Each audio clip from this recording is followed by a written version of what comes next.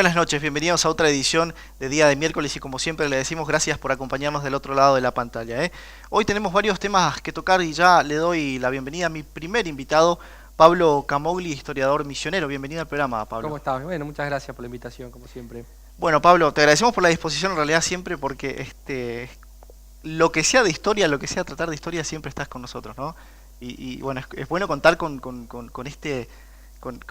tu presencia, digamos, para aclarar algunas cosas. Sobre todo, celebramos hace muy pocos días lo que fue el 17 de noviembre, la primera vez que se celebra el Día del Provinciano Misionero, ¿no? Pero antes de hablar de esto, tengo entendido que estás trabajando sobre el libro de Andrés Guacurarí, ¿no es así? Sí, así estoy, bueno, terminando en estos días una biografía sobre Andresito, que va a ser mi próximo libro, que va a salir el año que viene, en marzo o abril, más o menos. Y bueno, es una propuesta más, es un aporte más que hacemos los historiadores de la provincia para conocer la vida de nuestro prócer provincial, de nuestro héroe nacional, de Andresito, de este general post-mortem del ejército argentino, bueno, toda esta serie de homenajes que se le vienen haciendo a Andresito, plasmarlo en un libro en donde, bueno, sumo todos los trabajos que se han realizado anteriormente a Andresito y evidentemente le agrego mi impronta propia, mi visión, mi interpretación específica sobre todo el contexto revolucionario en el que le tocó actuar a Andresito, Andresito no solo como un individuo, sino como el emergente de un pueblo en armas, que eran los guaraníes de la época, los guaraníes misioneros de la época, y que bueno, fueron grandes protagonistas de una gesta que no siempre es del todo conocida, y que no tiene solo que ver con el 25 de mayo de 1810, como solemos interpretar el proceso revolucionario, sino que en realidad se hunde en la historia profunda de los guaraníes, y por eso el libro rescata un poco toda la historia de los guaraníes, las misiones jesuíticas, todos los sucesos políticos militares que ocurren en esa época y que van conformando una forma de pensar en términos políticos que tienen los guaraníes y que es la que después va a confluir con el federalismo de Artigas ya en la década de 1810. Pablo, ¿cómo mi curiosidad por ahí radica en decir, bueno, empezar a trabajar sobre un personaje, ¿no? Tan abstracto, si se quiere, porque no está entre nosotros, pero presente políticamente y socialmente, ¿no? ¿Cómo se empieza a construir la figura de Andresito? Bueno, por lo general los historiadores siempre partimos de algo que está muy presente en el presente justamente que nos toca vivir, ¿no? Porque son personajes como Andresito que están muy en boga, muy en discusión, muy en el debate, Claro. o porque son situaciones, o porque hay una mirada específica que nos lleva a querer indagar en el pasado desde esa perspectiva, digamos. Bartolomé Mitre, cuando escribió su historia, que es una historia muy nacionalista, lo hizo porque estaba en esa época, él estaba fundando la nación argentina, creando las instituciones, asumiendo como primer presidente, digamos, constitucional de la Argentina. Y siempre el presente es el que te determina un poco cómo te vas a acercar al pasado. Entonces, que Andresito, que hoy yo escribo un libro de Andresito, tiene que ver con eso también, con que Andresito esté tan presente. Entonces, la forma de acercarse, si se quiere, es más sencilla, porque en mi cotidiano Andresito está permanentemente, ¿no? Con estos homenajes, estas distinciones que se le están haciendo, y que lo que hacen es invitarnos a acercarnos a la figura histórica, ir hacia el pasado para conocer un poco más sobre cómo fue la vida de este personaje. Pablo, decís que digamos se está haciendo una especie de reconocimiento de lo que es la figura de Andresito, ¿no? Y esto amerita también muchas charlas y mucho debate sobre quién fue y cuál es nuestra historia real. ¿Sentís vos sos un exponente de varias charlas, sentís que hay una resistencia a esa historia por algunos sectores de misioneros o no? Yo creo que no tanto, digamos. Me parece que por lo menos en Misiones hay como una aceptación grande sobre Andresito. Lo que sí hay es un desconocimiento por ahí. O hay yo creo que el peligro de estas reivindicaciones hacia Andresito es que lo terminemos de convertir en una especie de souvenir para el turismo, digamos, ¿no? Que sea, Andresito sea una mole de acero inoxidable en la costanera, digamos. Y en realidad lo que yo intento, y creo que en ese sentido los historiadores que trabajamos en la temática lo intentamos, es llenar de contenido a Andresito, digamos, ¿no? Explicar por qué surgió Andresito, quién fue, qué ideales representaba, por qué luchó hasta caer prisionero y morir olvidado en Río de Janeiro, y por qué murieron miles de guaraníes en la época, por qué los pueblos de las misiones fueron destruidos y arrasados por los portugueses, qué sustento ideológico, político, filosófico, qué cosmovisión había detrás de esos movimientos políticos que se dieron en la época. Y creo que eso es lo que nos está faltando. Y nos está faltando no porque falte interés, sino porque en la historia de Misiones nunca nos contaron eso. Claro. A nosotros que somos un poco más grandes, y nuestros padres, nuestros abuelos en la escuela, nunca le contaron de Andresito, nunca le hablaron de esta parte de nuestra historia de la provincia. ¿Crees que se están agregando nuevos capítulos a la historia provincial con este revisionismo o se está modificando la historia que se contó No, hasta yo ahora? no diría que se están agregando nuevos capítulos a la historia, porque la historia ya ocurrió de una manera. Lo que sí está ocurriendo es, en todo caso, agregándole capítulos a la forma de ver la historia de Misiones, ¿no? Y a la forma en que contamos la historia de Misiones. Porque en la historia estos capítulos ocurrieron. Andresito ocurrió, lo del Día del Provinciano Misionero, o sea que la sanción de la Constitución del 54 ocurrió. Lo que no ocurría era que en el relato de la historia de Misiones aparecieran estos hechos. Y eso es lo novedoso que tiene todo este proceso. Y es novedoso además porque el que impulsa toda esta revisión del pasado es el propio Estado, que es el que nos invita a indagar sobre estos hechos. Y eso es muy interesante porque está mostrando que, bueno, desde el Estado, desde el Poder Legislativo en todo caso, hay una preocupación por, que la historia de Misiones realmente se vea en su totalidad y no a través de esos como pincelazos con el que nos enseñaban anteriormente. Pablo, vamos al tema que nos convocó esta semana, ¿no? Que es el 17 de noviembre, el Día del Provinciano Misionero. ¿Por qué el Día del Provinciano Misionero ahora? Bueno, porque el 17 de noviembre de 1954 se sancionó la primera constitución de la provincia en el marco de lo que era el proceso de institucionalización de Misiones, luego de la creación o la recuperación del carácter institucional de provincia para Misiones en diciembre de 1953. El gobierno del general Perón mandó un proyecto al Legislativo Nacional que aprobó la provincialización de Misiones. Dejamos de ser territorio nacional, situación que teníamos desde 1881. ¿Qué significa que el concepto de provincialización? Porque se insistió muchísimo sobre esto. Claro, bueno, la provincialización es que a partir de esa fecha los que gobiernan el territorio son los misioneros, la soberanía a través de la soberanía popular, y no es más el poder central de Buenos Aires, el poder ejecutivo nacional. Los territorios nacionales eran gobernados por una autoridad designada desde Buenos Aires a través del presidente de la Nación. El presidente es el que designaba directamente al gobernador del territorio nacional. Desde 1881, el primer gobernador fue Rudecindo Roca, que era hermano del presidente de la época, Julio Argentino Roca, hasta 1953. Misiones fue gobernada por autoridades designadas en Buenos Aires. Misiones, La Pampa, Chaco, claro, todos los territorios nacionales, ¿no? Y en 1953, en realidad en la década del 50, se va a dar un proceso de ampliación de derechos, en el marco de un gobierno como el peronista, que fue un gobierno de ampliación de derechos, en donde se les dio derecho a los territorios nacionales de convertirse en provincia. ¿Qué significaba eso? Tener la soberanía en manos de los habitantes del territorio. La soberanía es el manejo del poder.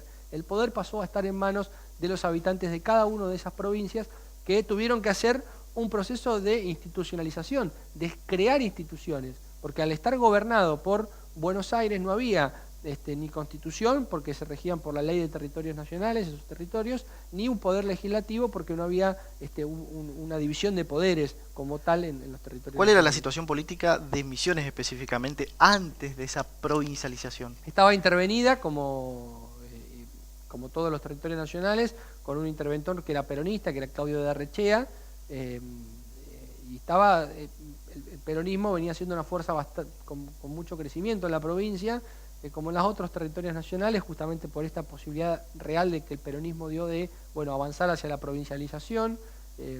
Y ahí sí se convoca la convención constituyente, y este poder del peronismo se demuestra en las elecciones que se hacen para esa convención en abril del 54, en donde el Partido Justicialista obtiene el 77% de los votos y el 23% lo obtiene la Unión Cívica Radical. Como el sistema era por circunscripciones, había un convencional por cada circunscripción, la provincia estaba dividida en 15 circunscripciones, los 15 convencionales pertenecieron al Partido Justicialista y fueron los que primero viajaron a Buenos Aires, tuvieron una reunión con Perón, inclusive hay una imagen de Perón con todos los convencionales de Misiones, y posteriormente fue en noviembre del 54, se conformó la Convención Constituyente y es la que sancionó la primera Constitución de Misiones, que no es la que rige nuestra provincia actualmente. Y en ese momento, antes de hablar de la otra, en ese momento la convención, ¿qué particularidades tenía? ¿Cómo actuaba políticamente? Porque tenían un arraigo misionero realmente. ¿Cómo actuó esa convención? Sí, tenía un arraigo misionero porque los que representaban eran realmente misioneros de larga data. Lo curioso que tuvo es que de 15 convencionales, 5 eran mujeres, o sea, el 33% de la convención eran mujeres. Algo que solo se recupera en los 90 con la ley de cupo femenino y hasta ahí nomás. En esa época era la primera vez que la mujer misionera podía votar y lo hace masivamente eligiendo a 5 convencionales mujeres. Y además se decidió, en homenaje a Evita y también en reconocimiento a la militancia que había tenido esta mujer, designar presidente a María Elvira Baldi de Luján, que era una militante peronista, evitista, por decirlo de alguna manera, porque había sido censista en la época de Evita. La eligen como presidente. O sea, que la primera presidenta de la convención fue mujer. Fue mujer y fue Baldi de Luján. Teniendo entre los convencionales a Leopoldo López Forastier, por ejemplo, que era un personaje muy reconocido en la época, un gran abogado que había trabajado en Buenos Aires por pedido del general Perón en el proyecto de provincialización de Misiones, y era una persona que tenía mucho conocimiento sobre la doctrina peronista, sobre constitucionalismo, sobre todo el proceso jurídico de provincialización, y sin embargo se decide elegir a María Elvira como presidenta de la convención.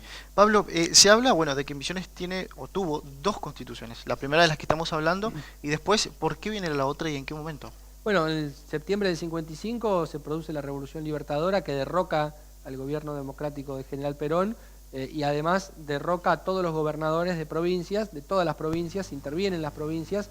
Después de la convención en Misiones se había convocado a las primeras elecciones a gobernador a través del voto popular de los misioneros. Había sido electo Claudio de Reché y Francisco de Haro, que asumen en julio del 55, y en septiembre son derrocados conjuntamente con el gobierno nacional. Lo que hace la Libertadora es deroga la Constitución Nacional de 1949, el peronismo había modificado la Constitución Nacional que venía de 1853 y había hecho una constitución de tipo social, en donde aparecen los derechos que se denominan ahora de segunda generación, los derechos sociales del trabajador, a la ancianidad, a la mujer, a la niñez, etc.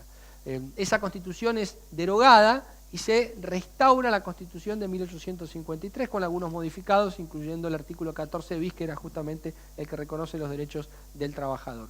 En la provincia de Misiones ocurre lo mismo. Se deroga la Constitución del 54, que no llega a tener ni un año de vigencia entre noviembre del 54 y septiembre del 55, y se convoca una nueva Convención Constituyente en 1957. Es una elección en donde la Unión Cívica Radical va dividida, la Unión Cívica Radical Intransigente, que gana las elecciones, la Unión Cívica Radical del Pueblo, que sale segunda, y además hay una serie de partidos, el Partido Demócrata Cristiano, Partido Socialista y Partido Liberal, que también logran tener convencionales. Hay 24 convencionales que se reúnen, la UCRI tenía 11 convencionales, pero los otros se reúnen, juntan 13 convencionales e imponen las autoridades de la Convención Constituyente. En esas elecciones fue proscripto el peronismo.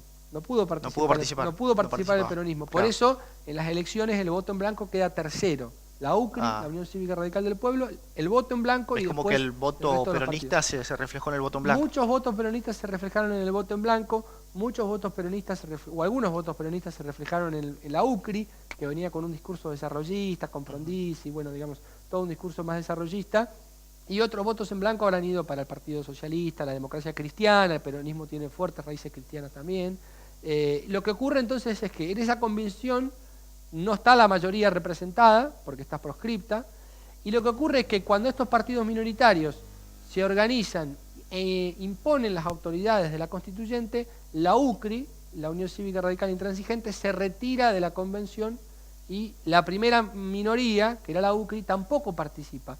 O sea que la Constitución de Misiones está sancionada por los partidos minoritarios de la realidad política de la provincia. O sea que digamos que faltó un espacio de representación en ese momento. Sí, faltaron 2, el de la mayoría, que era el peronismo, y el de la primera minoría, que era la UCRI. Mira, es un dato tremendamente interesante. La Constitución actual vigente de la provincia fue sancionada por partidos muy minoritarios de la realidad política. Y es la que tenemos ahora. Y es la que tenemos vigencia, y es en la que aparece la trampa del 2011, cuando la Renovación saca 70 y pico % de los votos y le corresponden 18 bancas según la soberanía popular, y la oposición dice no, pero el artículo 48, inciso quinto de la Constitución de la provincia dice que el 30% de las bancas deben ser para la minoría. ¿Y por qué es esto? Porque justamente la Constitución está sancionada por esos grupos minoritarios, que en una elección abierta, democrática, participativa, en la que todos puedan participar, seguramente no obtendrían una banca o una representación, porque el voto iría para otro lado.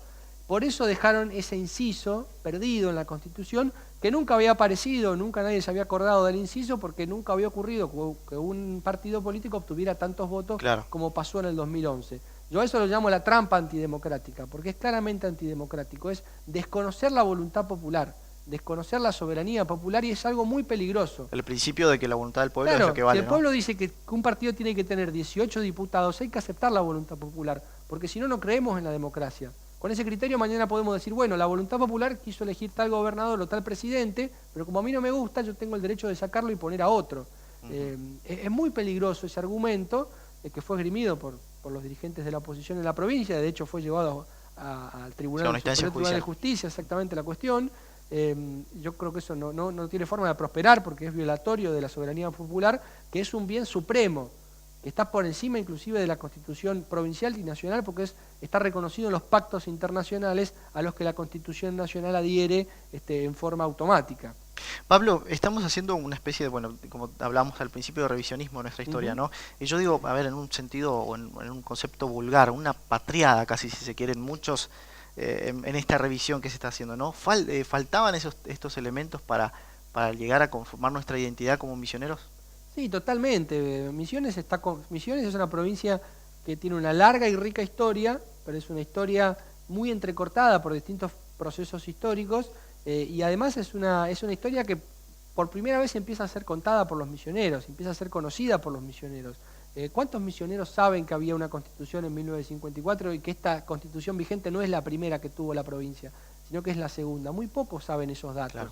Y muy pocos conocen cómo fue el proceso que se dio de estas constituciones y todas estas cuestiones de las proscripciones, digamos, del amañamiento de los resultados. Quizás se conozca a grandes rasgos lo que pasó a nivel nacional, pero a nivel local se conoce poco. Claro. ¿Y por qué crees que en las escuelas o en los ámbitos educativos por ahí esta historia todavía no se contaba? Porque no hay material para contar estas historias. No hay material. Sí, claro, yo me imagino el problema que habrán tenido los docentes ahora teniendo que explicarle a los chicos el lunes, 17 de noviembre. Claro, ¿qué fue el Día del Provinciano Misionero? ¿De dónde sacaron material para buscar? Claro. Porque no hay libros escritos, no hay manuales escolares, o hay muy poco escrito. Se han hecho muy poco material educativo para las escuelas de historia de Misiones. Hay algunos esfuerzos que se han realizado en algún momento, pero todavía falta mucho, y cuando el Poder Legislativo sanciona estas leyes e invita al sistema educativo a adecuar sus currículas, yo creo que lo que tendría que hacer es hacer junto con esto un programa, un proyecto específico para la producción de materiales educativos desde la provincia de Misiones que traten los temas no solo de Misiones, sino los temas nacionales, internacionales, desde nuestra mirada y nuestra óptica. Y ver de qué manera se reflejan acá, ¿no? Se reflejaron todos esos procesos dentro de la provincia, ¿no? Sí, porque sabemos de la Revolución Libertadora, pero pocas veces sabemos cuál fue el impacto que tuvo en la provincia. Claro. O otros grandes temas nacionales. Bueno, la dictadura del 76, cómo impactó acá, o la vuelta de la democracia en el 83 con el Alfonsín, bueno, cómo impactó en la provincia, o el neoliberalismo a nivel nacional con Menem, y en la provincia qué pasó. Claro. O sea, ver los grandes fenómenos nacionales e internacionales, pero verlos desde nuestra óptica. Y contarlos desde acá. Contarlos desde acá.